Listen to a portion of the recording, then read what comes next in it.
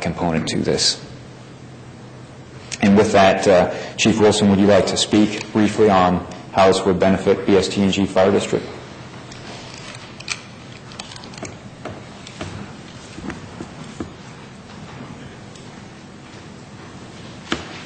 Good morning, Commissioners. Jeff Wilson, the Fire Chief with BST&G in Sunbury. Part of our responsibility is the not only responding to emergency calls, but right now we have the task of also setting off that tornado siren for the village of Galena. And where that's not doesn't sound like a big deal, we run a crew of 4 typically every day, staffed with a minimum of 3. So if there is threatening weather in the area, we either have to have somebody come to the station or leave one of our crew behind. And that drops our efficiency once we're out on a run. The village of Galena, that siren, it does not tie in. It's a different system than the federal system that we use currently. So it takes some different equipment in order to make all that work. That equipment's about $2,000 plus or minus, as Sean pointed out earlier, to hook up the 2 systems, about $4,200. So I don't think I had to tell the commissioners money's tight everywhere, and so we don't want to put that burden back on the village if it's not necessary. If he's got a possibility for a grant, we'd like to, I guess, put our foot in the water for that and our support to it to get that grant put through. At least take the opportunity to find money elsewhere to help offset some of these costs. It, again, just takes away the responsibility from us to have to leave somebody behind, where we could have that person out on a truck or ready to take another truck to another emergency. And I know probably all of us have been through some kind of weather or severe weather disaster in our areas, and it takes everybody we've got. And when I first started with the fire department, we had a tornado down in Harlem Township.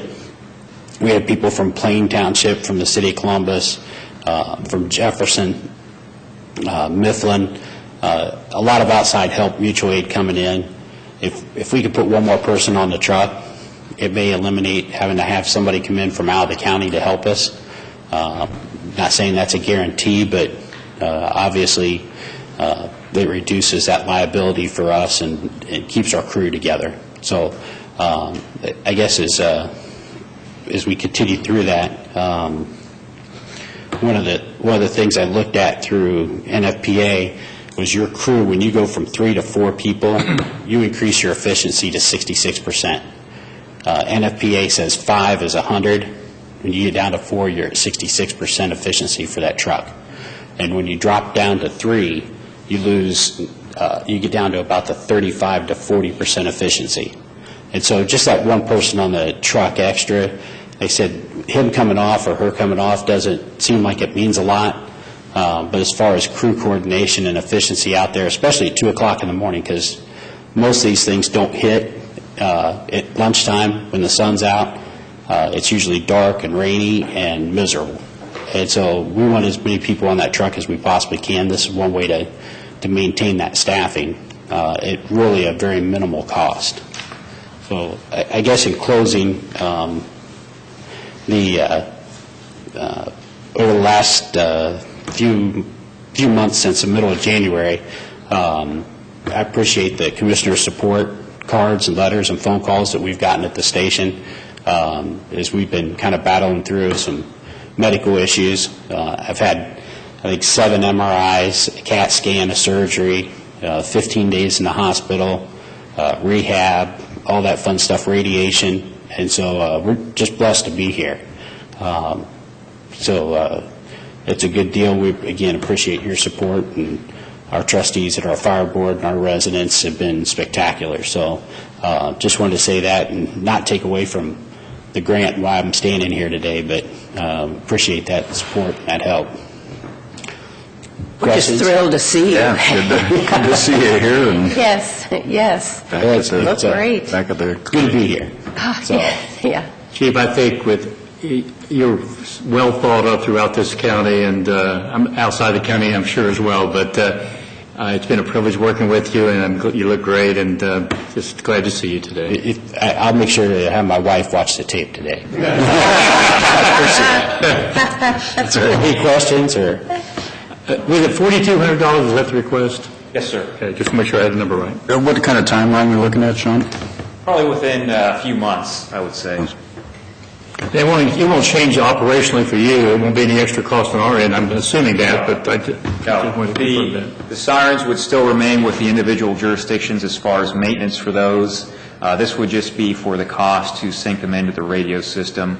And I should also add that Chief McIntyre from Scioto wanted to be here today as well, but he had a family issue come up that took precedence. So he was supportive of it, and Sandra Stoltz, Scioto Township trustee, has also expressed her desire to get this synced in as well. Questions? Okay, great.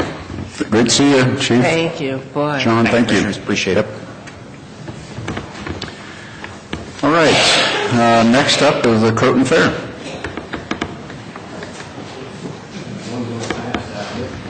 We like paperwork. I'm sure you do. We like handouts. Another three. Thank you.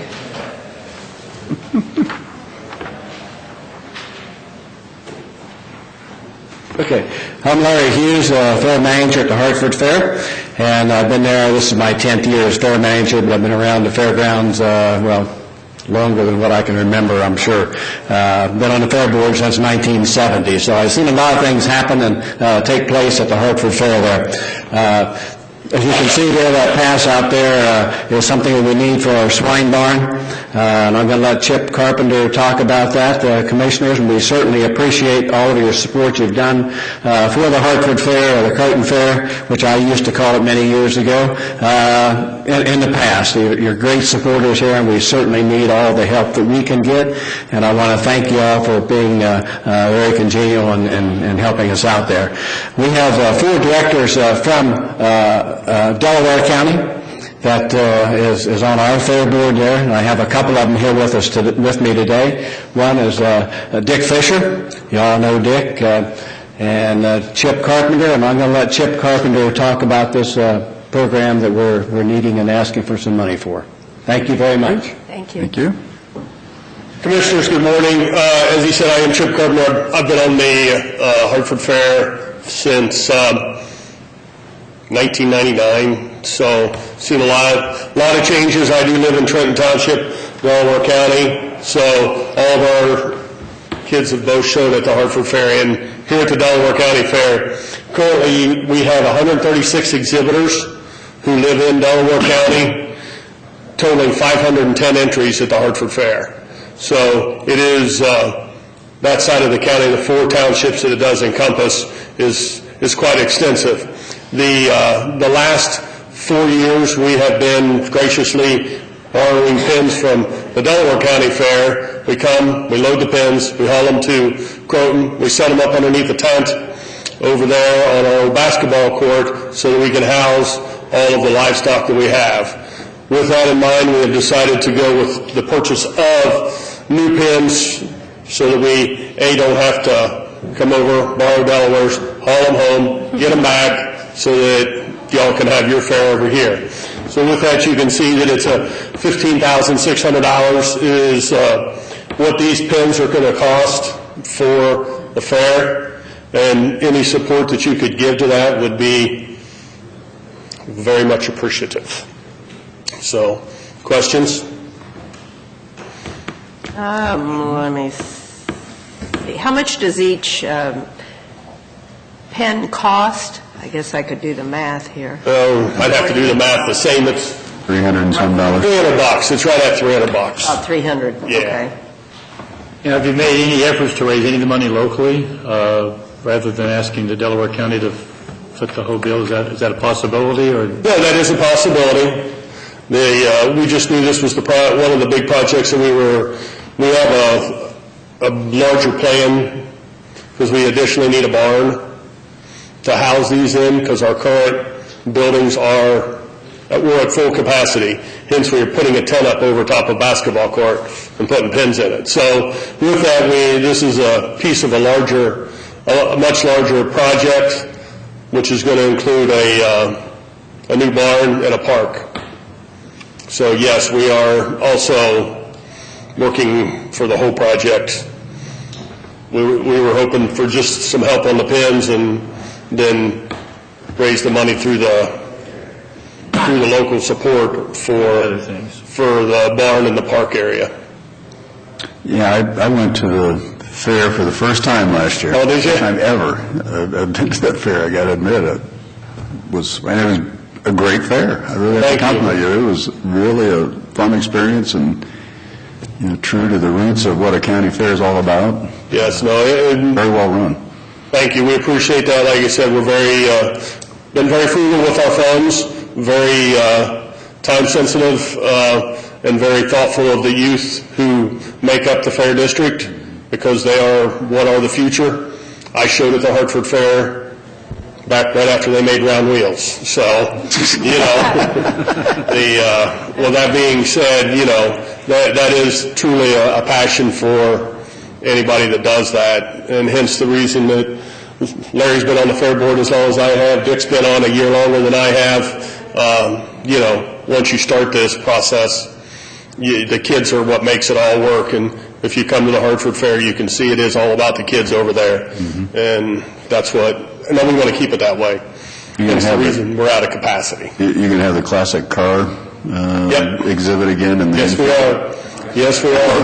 that was some neat cars. Yeah, we are changing up. We are an 8-day fair this year. We're running Saturday to Saturday, the final Saturday of our fair. It used to always be a day we charged admission. This year, it is going to be free entrance to the fair, as most of the livestock have left.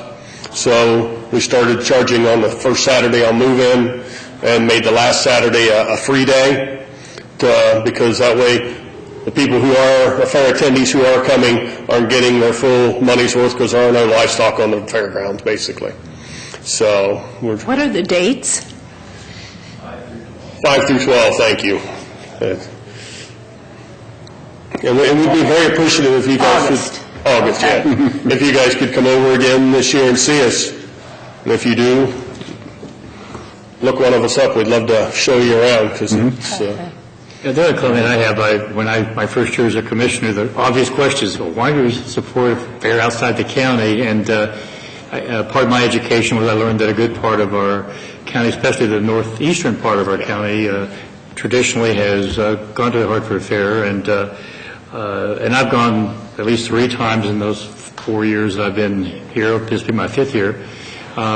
It's a well-done fair, and there is great representation from our county. So that's why you're here, and that's why the county has chosen to support it in the past. Well, we're very appreciative, and yes, everybody that's basically 71 to the east, 136 exhibitors, 510 entries. And that's a pretty good, out of 4 townships on that side of the county. I mean, that is very well representation of what's going on the east side over there, on the other side of 71. And I've been there, too. I just Have you? thought I'd better add that, yeah. Yeah. Good. I love fairs, and you got a good one. Neat So, fair. well, we're very proud of it. As you can see, it all matches. Well, I'm glad to see that Delaware loaning you the pins. It tells me that Working it was a together. great, one of the things, shared service is something we talk a lot about. It makes me feel good to know that you guys are working together and you don't work at each other's competitors. And I would trust if they made a request of you, you'd be just as responsible. Because not only did they do something with the pins, but during some of the performance acts, the mud runs, the figure 8 races, some of those things, I know Dick has been very helpful with Delaware County Fair back when they started doing all of that. So, we've always traded back and forth as far as to try and enhance what we're doing as well as what they're doing, because we've been very supportive of the Delaware Fair like they have, just through in-kind brain power, I guess. As a commissioner, it makes me feel good that we have that kind of relationship. Yeah, no, and it's very good, and so we want to see all fairs succeed. This is the one part of the year that everybody can enjoy for 5 days. Okay. I didn't really have any other questions, Mr. Merrill. No, Okay. Well, again, thank you for coming. Thanks for the presentation, and thanks for running a great fair. I plan on being there. We look forward to seeing you. Look us Thank up. Thank you. All right. Okay, I'm guessing the Arts Castle is next, Ralph? Thank you. you. Love handouts.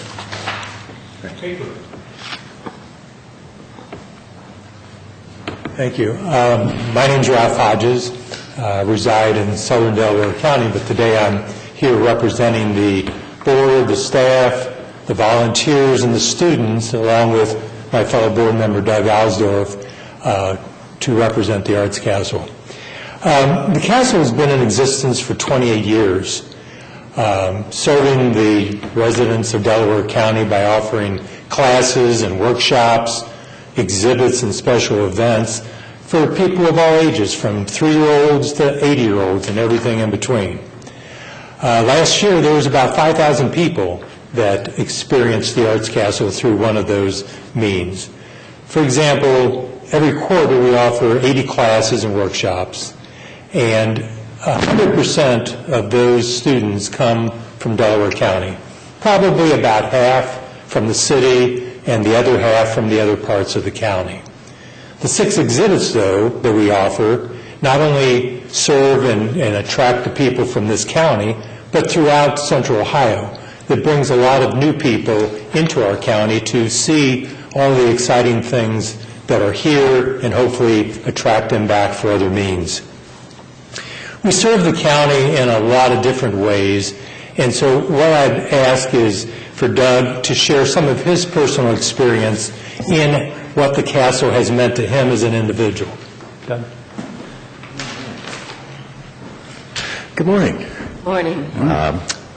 I'm Doug Alsdorf. My son and I live on Forsyth Lane in Galena, Berlin Township, and I'm delighted to tell you about the Arts Castle. I've been a widower for the past 6 years, and shortly after my wife died from breast cancer, my then 7-year-old son, his name is Garrett, we were introduced to the Arts Castle. And by providing this arts-focused, fun learning environment, the castle has become a mainstay in our lives. And here's 3 reasons why. First, all children need to develop their confidence. Because Garrett is not that interested in sports, we needed a different outlet than our society's vast array of athletic opportunities. During the past 5 years, he sampled the Arts Castle's classes in drawing, clay creations, wheel throwing, performing arts, and digital photography. Through this, he discovered his love of clay and acting. The many courses in both of these arts that are available at the Arts Castle have allowed him to enhance his talent and to deeply improve his skills. As a measure of this success, he proudly embraces is that he has a clay wheel in our basement, and he makes his own creations down there. And he is now involved in the middle school performing arts in his second play now. And this is all a result of the amazing people at the Arts Castle. Second, all children need to develop their social interaction skills. The Arts Castle is immersed in amazing people. The staff, volunteers, students, they're truly wonderful people. Courses typically meet once a week, attending students from many of the surrounding school districts. The kids meet new kids, new teachers, and make new friends. So these friendships strengthen across school districts at the Arts Castle. And finally, I'll make a note that the classes are, of course, available for kids of all ages. I've taken parent-child wheel-throwing classes, as well as building a spooky clay pumpkins together with him, and learning a few new guitar chords as well. He's a lot better than me. It's a very comfortable place to be, and of course my favorite show is the high school art show that they have every year. It's just a fantastic show. So the Arts Castle has been a key part of my son's life, helping him to mature into a thoughtful, open-hearted 13-year-old. So I very much urge you to financially support the Arts Castle. Thank you. Thank you. I did say 3 to 80, so I did include you. Yeah, I mean that's... Yeah. An undeniable factor, though, in the Arts Castle experience that Doug shared with you is the building itself.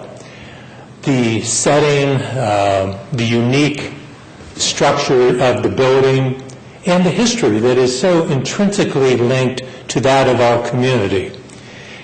We could take the same teachers, we could take the same curriculum, put them in some strip shopping center, and the experience would not be the same.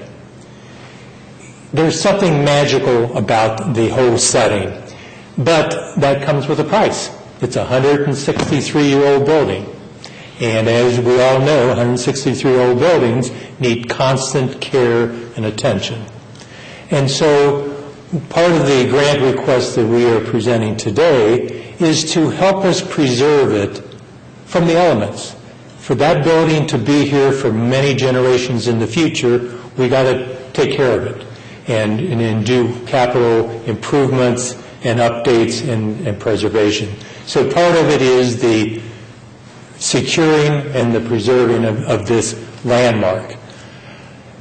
One of the things that, I emphasize in these kind of discussions is that about a year ago, there was an article in Business First that said the average not-for-profit arts organization generated about 47% of its operating expense from earned income.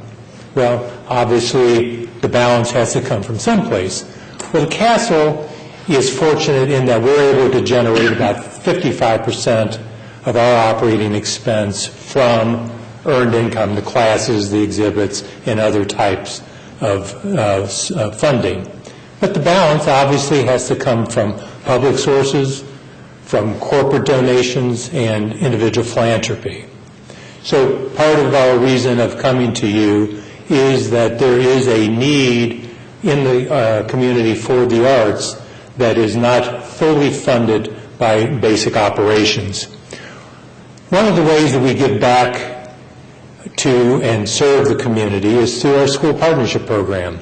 Doug mentioned the high school, juried high school exhibit, and that's one leg of the program.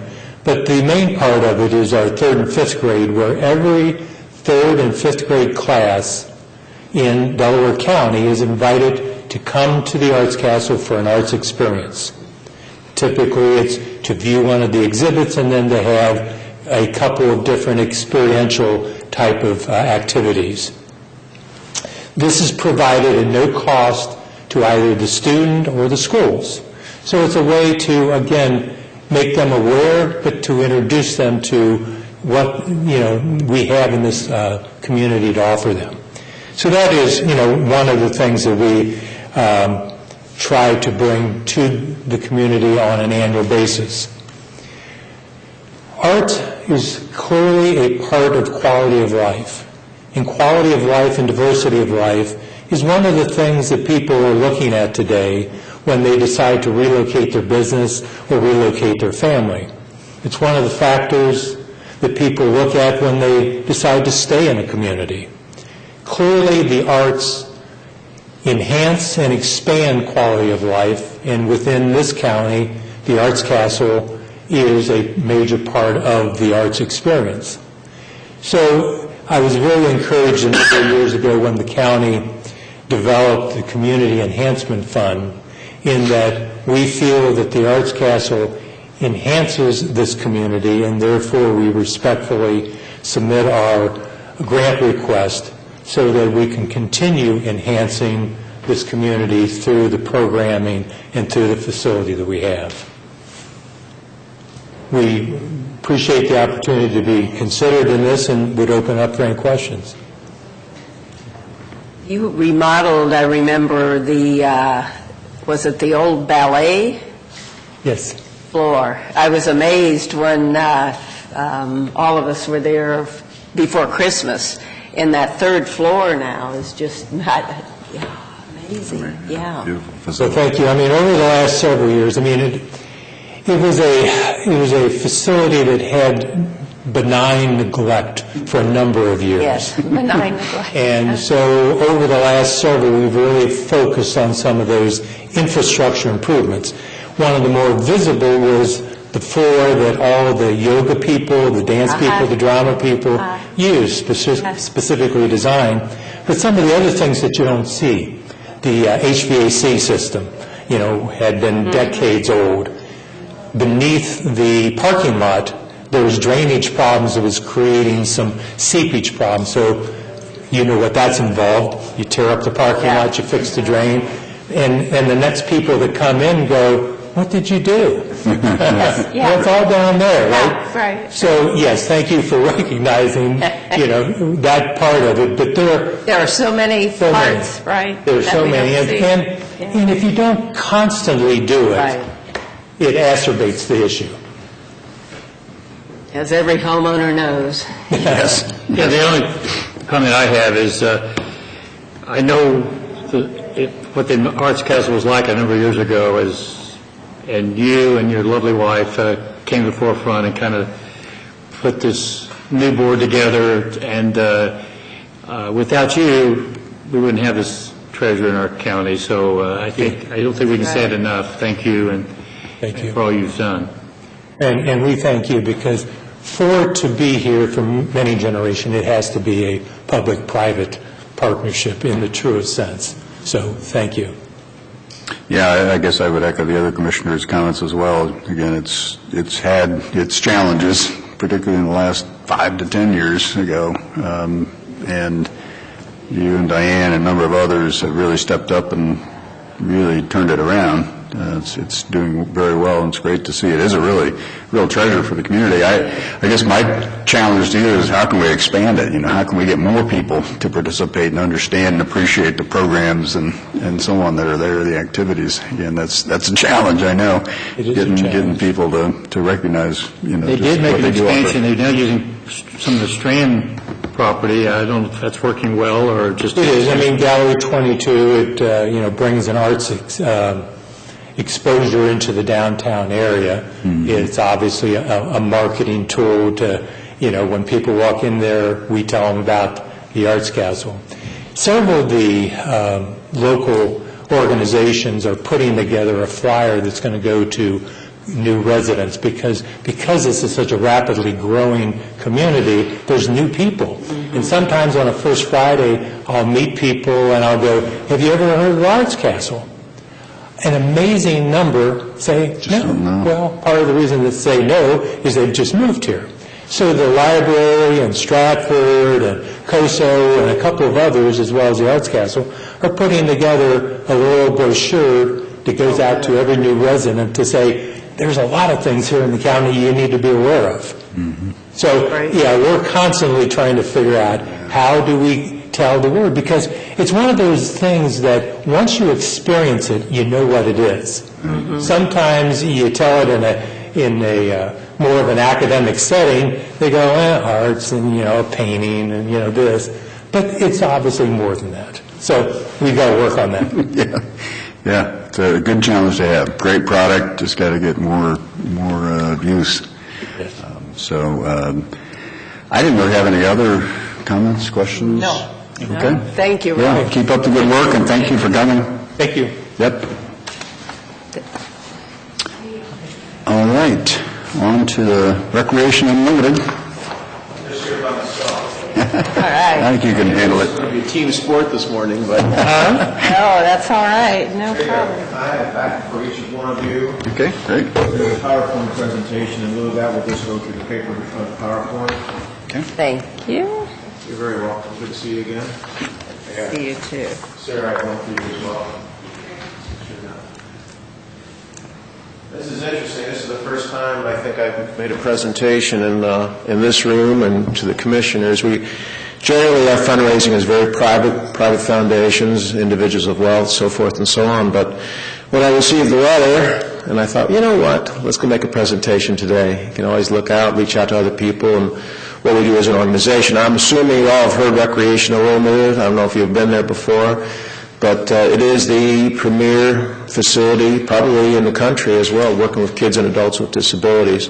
So as you look through the presentation on our mission statement, we've been around since 1958, and our campus was opened in 1989. In fact, I'm going on my 20th year as the CEO of the Recreation Unlimited Committees, and it was interesting always to note personal from the chief and the Delaware County Arts Council. I had a child with a disability, and that's actually how I got there 20-some years ago. But I'll tell you, the one thing that we always thought of with Recreation Limited, we wanted to always make it a first-class facility. That's the most important part of it.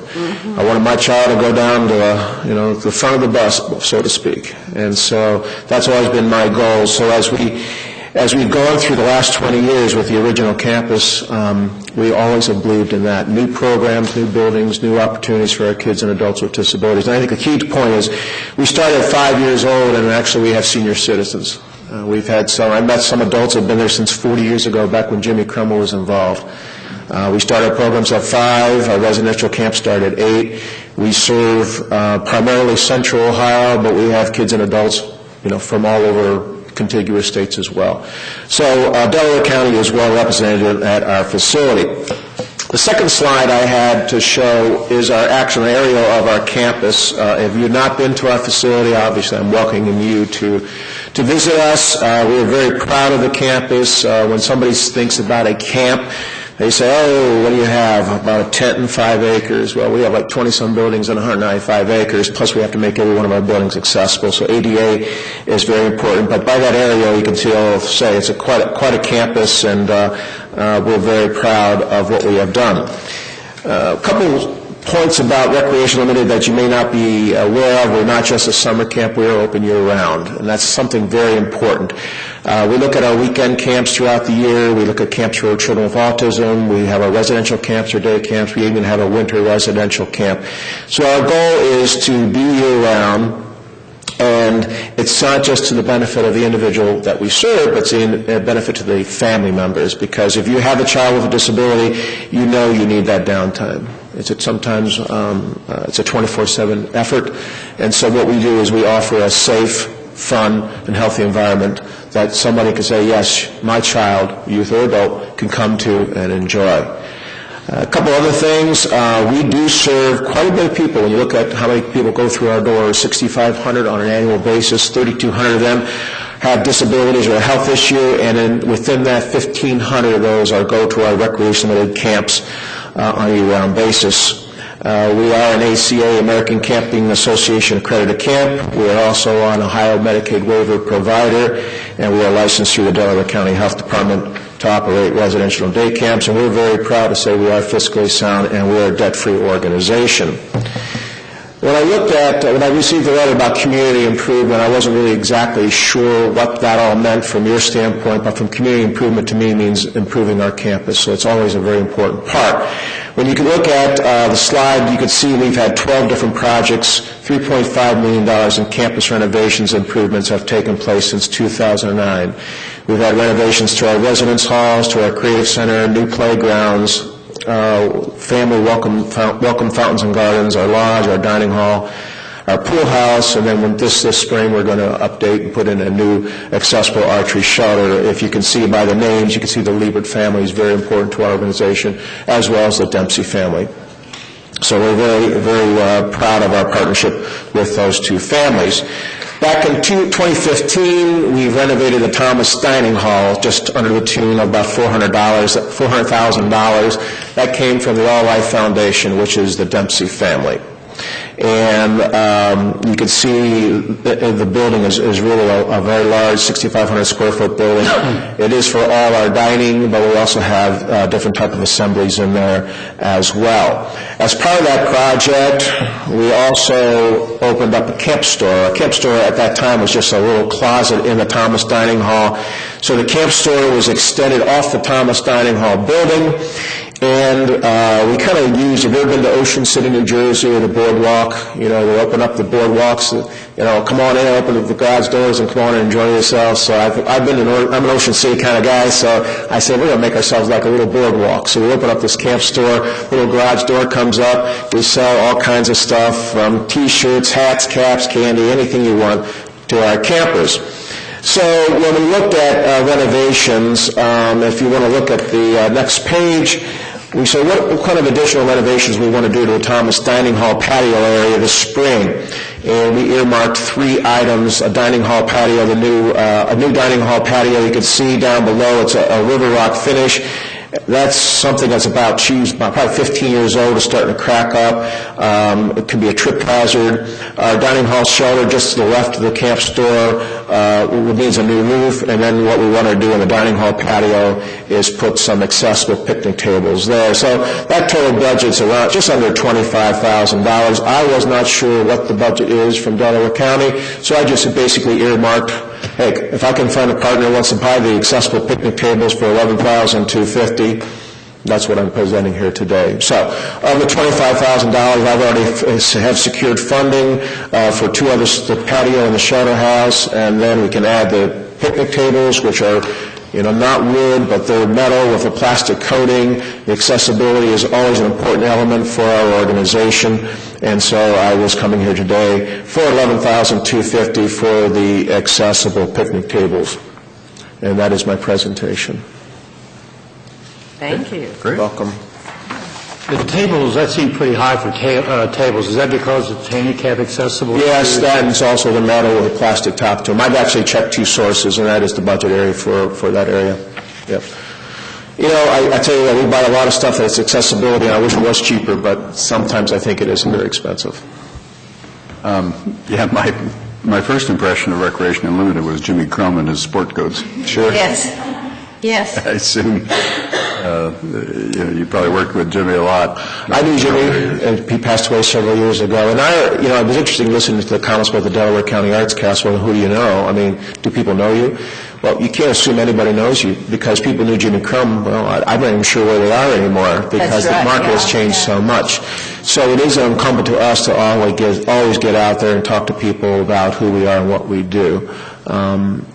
People come in this county, they don't know what a resource there is. I came into this county many years ago, 1995. I had never had a child. My child went to a camp before, and we went to Recreation Limited through a children's hospital camp, and I couldn't believe it, because as a parent, you want your child to go to a really nice facility.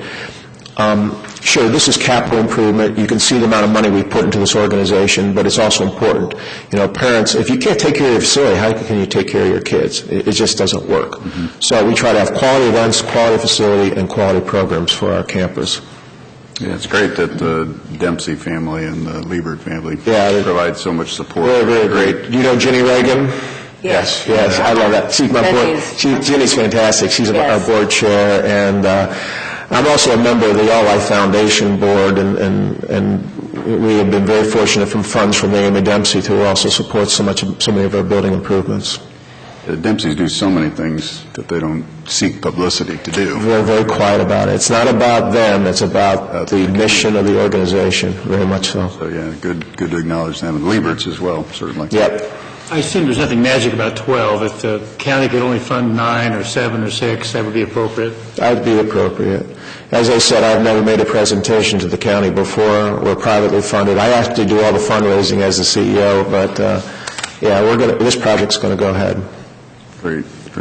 Was the building for Recreation Unlimited always in Delaware County when it was founded? Recreation Unlimited was founded in Delaware County. Oh, in Delaware County. 1958, and the first campus was built in 1989 out in Oxford Township. Okay. I thought it was always here. It's always been here. Same location. I guess because of Jimmy Crum, I'm thinking it's Franklin, but... Yeah. No, we're outside of Ashley. We have an Ashley post I didn't office. realize that was... I have never been to it, but I have flown over it. So. Yeah. Flown over. What is the breakdown of the clientele that use the facility? Is it? Well, I'll just talk about... say Central Ohio, not just... Yeah, I will talk about the 3,200, and what's very interesting is that we serve our mission two ways. We have Recreation Limited camps, and then we open our facility over to other organizations to lease our facility. So we have, at this point in time, eight nationwide children's hospital camps that come to our facility, like heart camp, cancer, spina bifida, cerebral palsy. They come to our camp, and actually that's where we fulfill. And what's interesting is a charity, we are a charity that has to raise money because it's not just for the program, we also run the facility as well. So it's kind of like a combination of, we're raising money for a program, but you can also come to our facility. So when you look at the breakdown, it's a lot of organizations that are on the health issue, the health spectrum. You have a lot of special ed schools. You have adult organizations that also come to our facility. When you look at our recreation limited camps, it breaks down actually pretty even youth to adult because there's very few facilities that serve adults. Strictly, they stop at 22 years old, they're done. So our youth programs go to 22, and then our adults from 23 on. Within that framework, probably the top 3 disability groups would be autism and developmental disabilities and maybe cerebral palsy type of, so it's not just physical, but it's very developmental as well. Right now, 1/3 of our campers are on autism or autism spectrum. So in addition to the recreation limited camps where we have just general disabilities, we also have camps for children with autism as well.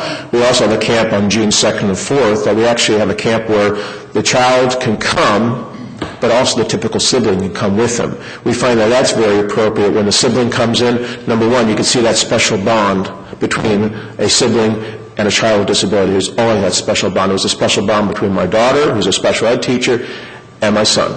You can see that. And then also the siblings can talk to each other. You know, programs where we could go aside and say, yeah, you know what, having a brother with a disability, yeah, I understand it. I'm with you. I understand that.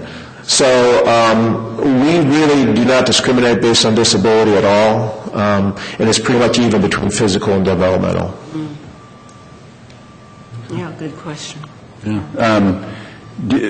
you track where the campers come from? Oh, yes, we do. Are they all over Central Ohio, a broader market than that? Or? No, I would say Central Ohio. Our top counties are Franklin, Delaware, Marion. Okay. It's pretty much that.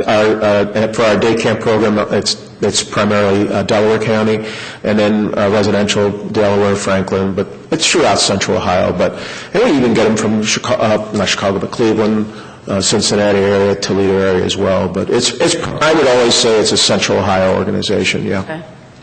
Are there other similar camps in other counties, I assume, or? There are not other counties, and if they are, there's sometimes church campuses, 4-H camps, so forth and so on.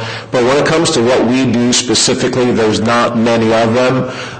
There might be 2 or 3 others in the state of Ohio, but I think we're probably one of the largest, and with a reputation throughout. Yeah. The name Recreation Limited is unique to Delaware County, or is that a name that's generic and used elsewhere? Or? Other than this outfit at Noblesville, Indiana, who sells playground equipment, I keep seeing that, but I'm not going to assume because they're over in Indiana.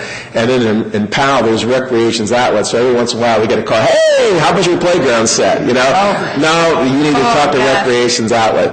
Yeah. But no, Recreation Unlimited, that's trademarked, and we only have one facility. And it is located right here in Delaware County. Okay. Do you lease out your facilities? Yes, we do. Third parties for? The health department has leased our facility for gatherings. Yes. Sure.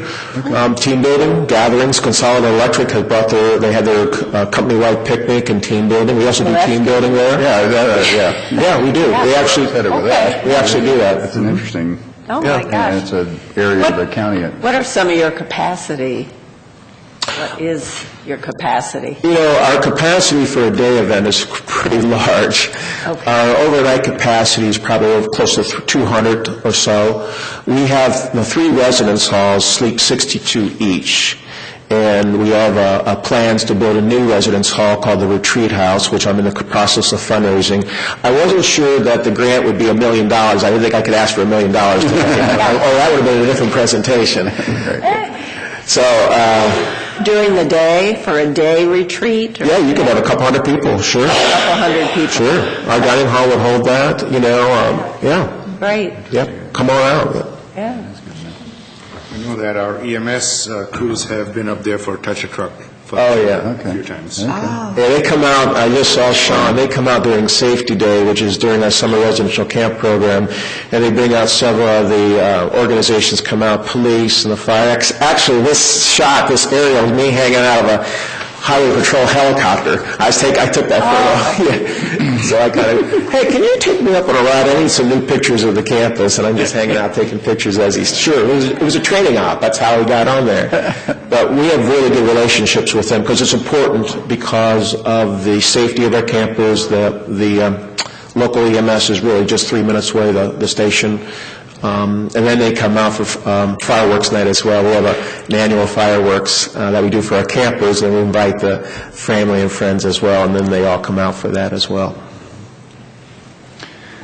All right. Well, got it, again, great program. I've heard a lot about the facility. I've learned a lot more today, so thank you. We appreciate you coming in. Yes. Thank you. You're all invited. We'd Thanks. like to help Great to see you. as we can. Yes. Yep. Thank you very much. Thank you for your work. All right. I have one observation. Okay. Is it possible to take that last and move it up so there's not a gap? It's the end of the day. Is it possible to get a hold of them so they can move it up? The Women's City Club? Right here. Yeah, there is a 15-minute gap there. Okay. Just a thought. Yeah, good idea. Okay, I think that's it for now. We got you out by 11:30. Got me out at 11:30 and So we will recess now and then reconvene at 2 o'clock. Great, All right? Very good. Oh, very good. need to sign stuff first to get out of here. Okay,